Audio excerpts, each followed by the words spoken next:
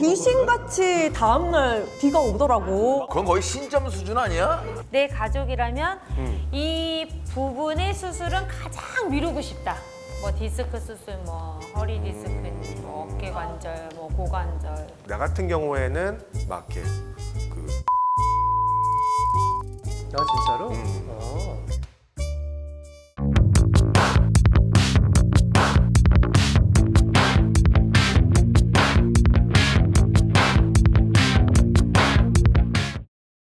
우리 직원은 비 오기 하루 전날마다 무릎이 아프다고 하는데 그럼 귀신같이 다음날 비가 오더라고. 나도 그래요. 헐. 나 여기 오른쪽 무릎이랑 오른쪽 어깨하고. 그건 거의 신점 수준 아니야? 이게 진짜 가능한 거야? 그거는 기압이 낮아지니까 기압이 낮아지면서 관절 내 압력이 상대적으로 높아지거든. 관절은 부풀어 오르면 그게 이제 통증으로 느껴지기 때문에 그걸로 인해서 다친 적이 있다거나 아니면 좀 많이 써서 관절염이 있다거나 그런 사람들은 통증을 좀 느낄 수도 있어. 근데 뭐 그거는 어떻게 보면 과학이라고 할 수 있지. 과학이야.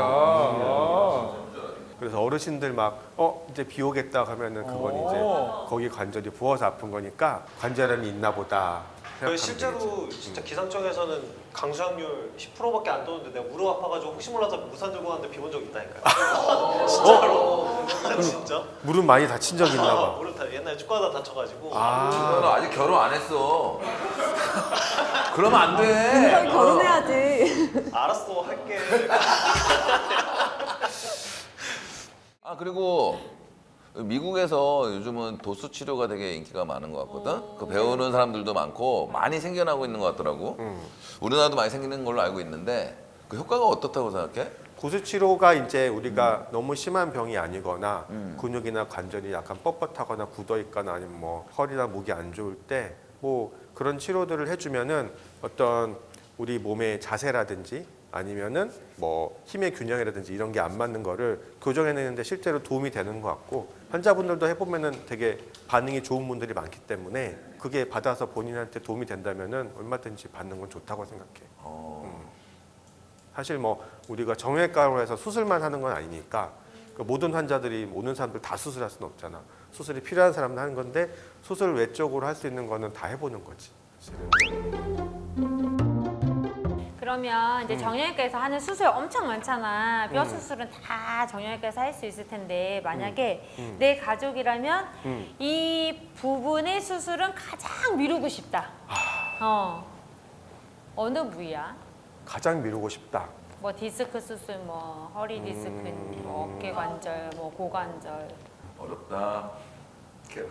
그냥 다 할까? 아니 그게 아니라 개인적인 거니까. 그러니까 부위별로 차이가 있다기보다는 어떤 질환이나 따라서 문제가 있을 것 같은데 아니 어느 부위가 좀 위험하고 어렵고 위험하다. 수술이 어려워? 성공률이 낮은 거를 생각하면 다 잘하셔가지고. 다 잘해서?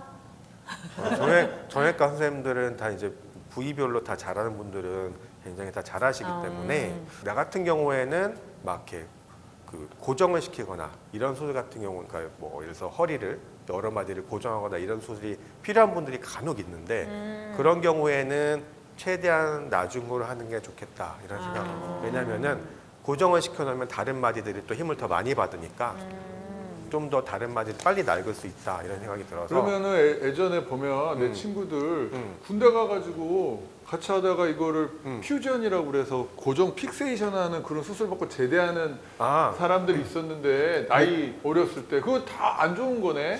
근데 이제 이런 경우에서 군대에서는 이제 심하게 다치면 뼈가 깨졌을 때는 고정을 일시적으로 해야 될 수가 있어서 그거는 이제 논외고 그거 말고 다쳐서 어쩔 수 없이 고정하는 때 말고 퇴행성 변화, 낡아가지고 생긴 그런 질환이 있을 때 고정이 혹시 굉장히 젊은 분들이 심하게 안 좋으신 분들 간혹 30대, 40대 그런 경우가 있는데 그런 경우에는 환자분 최대한 버텨보시고 안 되면 그때 수술하자고 얘기를 하는 편이에요.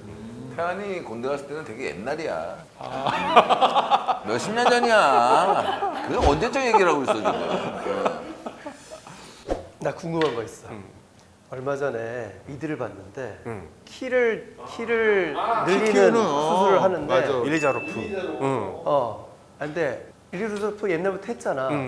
근데 음. 15cm를 늘릴 수 있다고 나왔어. 그게 진짜 가능해?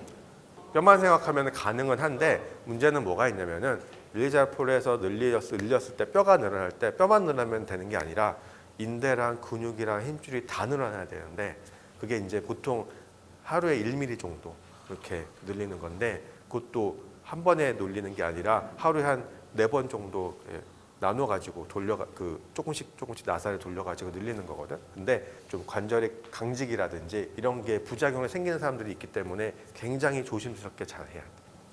그럼 얼마 정도 늘릴 수 있어? 그게 이제 키가 작은 사람들은 조금 더 큰 사람들에 비해서 비율로 생각을 해야 되기 때문에 근데 15cm 정도는 가능은 한데 내 생각으로는 일레저프는 내가 전공으로 많이 하는 부분은 아니긴 한데 가능은 한데 조금 많이 늘리는 편이라고 생각하면 돼. 15cm 정도. 뭐 예를 들어서 165야, 뭐 170이야, 그럼 180 될 수 있어? 가능하지. 오. 가능한데 그만큼의 부작용이 생길 수 있다는 거를 생각을 하고 해요. 조금 늘릴수록 부작용이 적겠네. 1cm 늘리고 뭐 이러면 2cm는 늘리려면 그렇게 고생을 할 필요가 없겠지. 그냥 키높이 신발을 신어. 아 키높이 신으면 되겠다. 신경은 어떻게 돼? 신경도 늘어나?